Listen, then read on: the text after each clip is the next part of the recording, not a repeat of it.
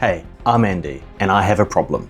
My 3D printer filament keeps getting wet from the high humidity in my garage, so I built the ultimate filament dry box, using a one-of-a-kind solid-state dehumidifying element, which dries the air using electrolysis, and 2 old wine fridges, and a lot of custom 3D prints.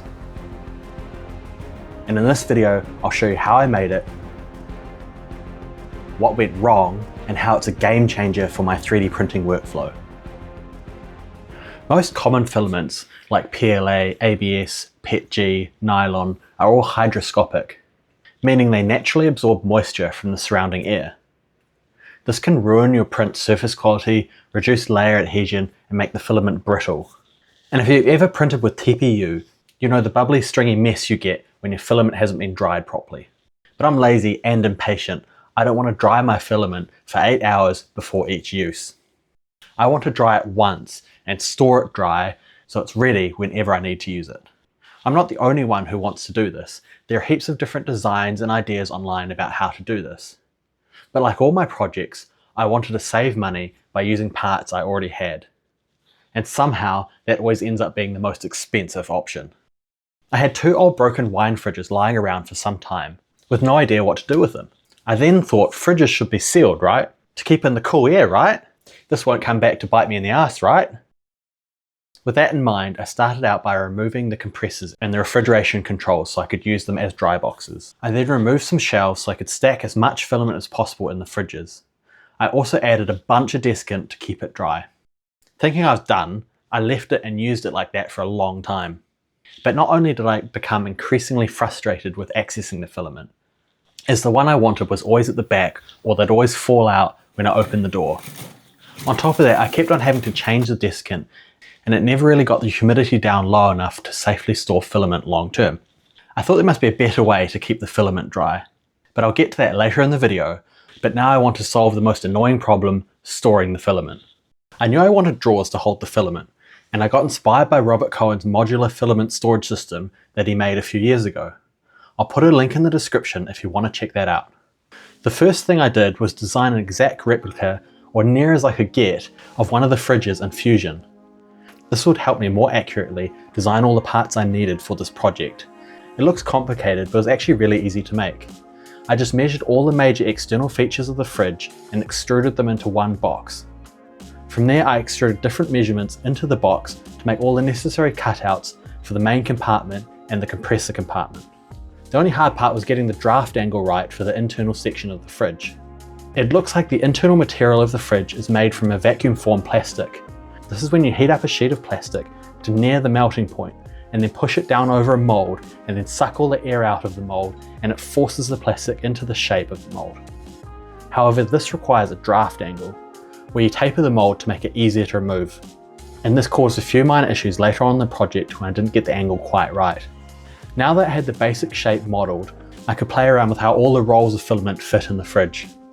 After some juggling, I found I could fit 2 rows of 6 rolls and 1 row of 4 rolls in the fridge. This would give me a total of 16 rolls of filament, and it's about 1 or 2 more rolls than I could fit before, so even this is a big improvement. For the drawers, I'm going to use some drawer slides that I found at a local hardware store, so I modeled these as well and aligned them in the model. Now that I had everything modeled, I designed the actual parts I needed to make the drawers. I'm going to do a similar design to Robert's, where it has a 20mm PVC conduit to hold the rolls in place and 2 end pieces to hold it together. I went through a few iterations of the design and printed and tested a whole bunch of parts until I had my final design. And this is where the sponsor of the video comes in, Bambu Lab and their P2S printer. I already have a P1S that I purchased with my own money a few years ago, and it's by far my favourite printer that I've ever owned.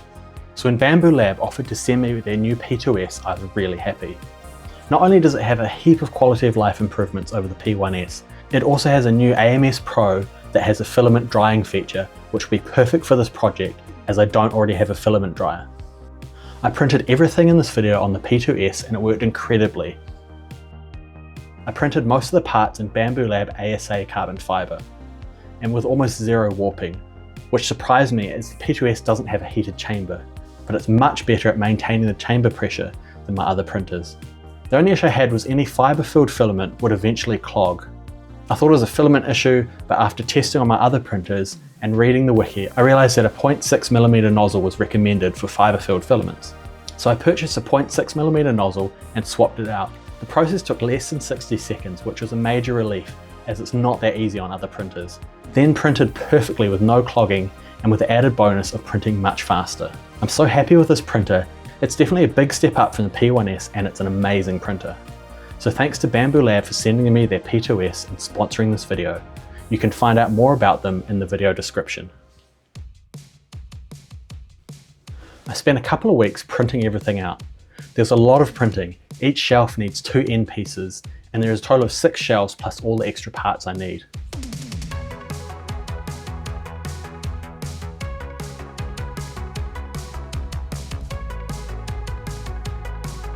After printing was done, the fun part begins, assembly. One of the major things I was worried about was aligning the drawer slides. But I ended up printing this little spacer that I could place in between the shelving supports and use them to align the drawer slides perfectly. I also printed a spacer that would compensate for the draft angle of the fridge and ensure the drawer slides run smoothly. After aligning it, I screwed the drawer sides into the fridge.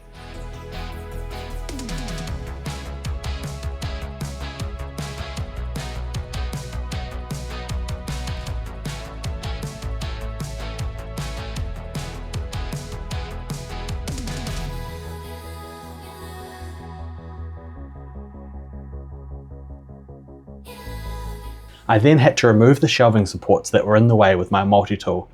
I felt a bit stupid as I'm using the fridges because they should be sealed, but then I'm cutting massive holes in them anyway.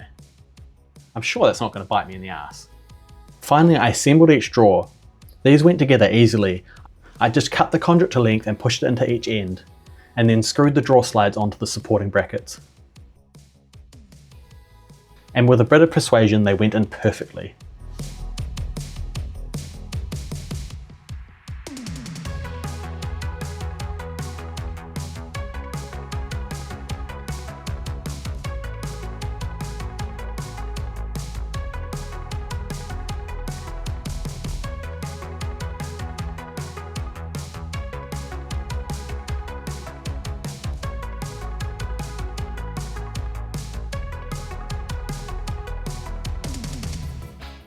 Even though I don't have the drying set up for this project yet, it's already a major improvement and worth it just for this. Now it's time to sort out the dehumidifying. I spent ages looking at different options. My goal is not to dry the filament, but to keep the humidity as low as possible, to keep the filament as dry as possible for as long as possible, definitely below 20% humidity and ideally below 10%. I also plan to dry out each roll of filament before I put it into storage where it will hopefully stay dry. For some more hygroscopic filaments, I might still need to dry the filament before printing. But I want to keep drying to a minimum. The most obvious and potentially simplest solution is using a PTC heating element to heat up the air and dry it out, similar to how filament dryers work. But I wasn't keen on this for 2 reasons. One, I was worried the fire safety issues of a custom heating element in a plastic enclosure. And 2, it'd waste a lot of power. The next idea I had was using a Peltier module. Peltier dehumidifiers exist, so I could have used one of those or made my own, but again it seemed overcomplicated and they're not very efficient, so it would have wasted a lot of power as well. I was sure there's got to be another way to dehumidify air, but then I remembered that CNC Kitchen video from a few years ago about solid-state dehumidifiers. And that got me thinking, solid-state dehumidifiers are exactly what I need. They use very little power and virtually maintenance-free, and don't require any complicated controls like some of my other ideas.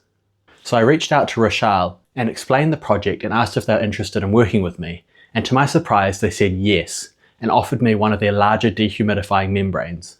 These membranes work via electrolysis. When 3 volt is applied, moisture on the inside gets broken apart into hydrogen and oxygen.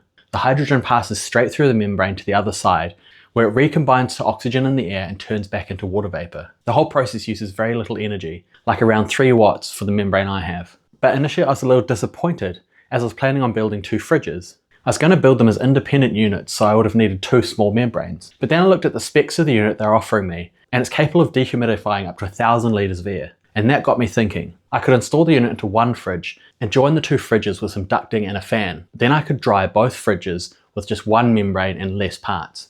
I even thought, as each fridge is only about 60 litres, in the future I could connect another dry box to the system and have even more long-term storage. Rosahl sent me this unit for free with the only condition that I would make this video. So thanks so much to Rosahl for sending me this membrane and supporting this channel. They have membranes of all different shapes and sizes, from small ones that can dry 1 to 2 litres that would be perfect for drying an AMS, or larger ones that can dry whole enclosures like mine. If you'd like to find out more and build your own filament dry box, I have a link to their website and CNC Kitchen's video in the video description. So with that sorted, let's put it all together and finish this project.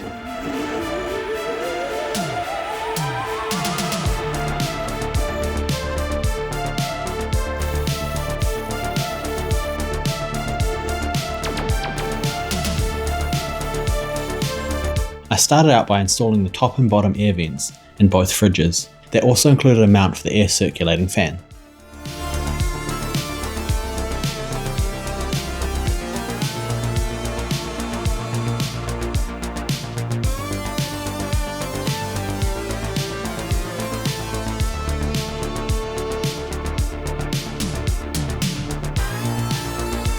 I also modelled a custom mount for the membrane in Fusion, and I used Bambu Labs modifiers to create a custom honeycomb mesh, and I installed that in one of the fridges.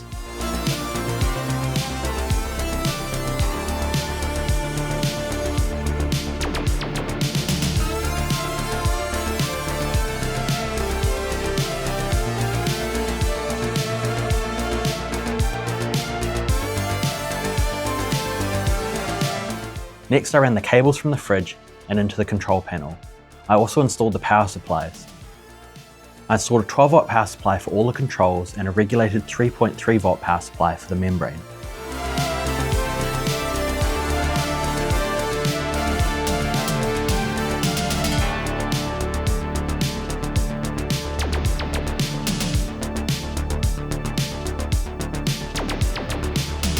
I wanted a nice back panel that covers the mains terminals on the power supply and has spots for all the connectors like power and data.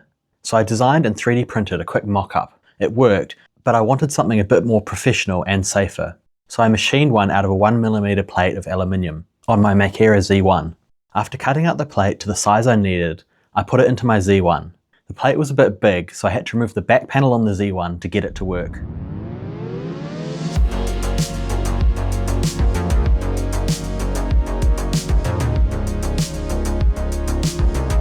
I also designed a Star Wars inspired grille with space on the back for all the connectors I needed.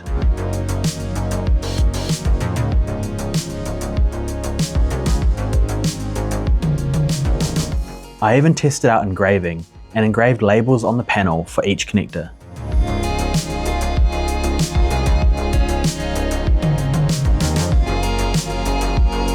After it was complete, I used a black marker to fill in the engravings and give it more contrast. I then added riv nuts to the fridge and installed the panel. But at this point I realised I'd forgotten to add a spot for the Ethernet jack, so I did it all again, this time with space for all 4 connectors. For the controller, I was able to build this in my man cave with a box of scraps. I used an old Arduino and an Ethernet shield with some relays to control the fans and a breakout board for the sensors. I 3D printed a base plate to hold everything and used my 0.2mm nozzle on my P2S to create a wiring guide so I don't get the wires crossed and damage the membrane. I installed the membrane, a temperature and humidity sensor in the main fridge, along with magnetic door switches in both fridges, so I can sense when either door is opened and turn off the fan to avoid blowing out all the low humidity air. It also has another sensor so I can check if the 3.3 volt power supply is still working.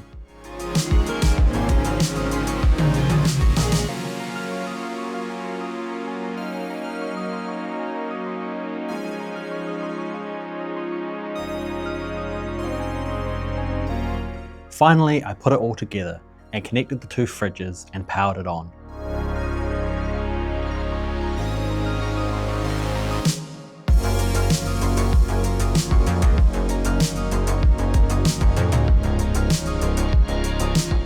I then spent the next week drying all the filament 4 at a time and then adding them to the dry boxes.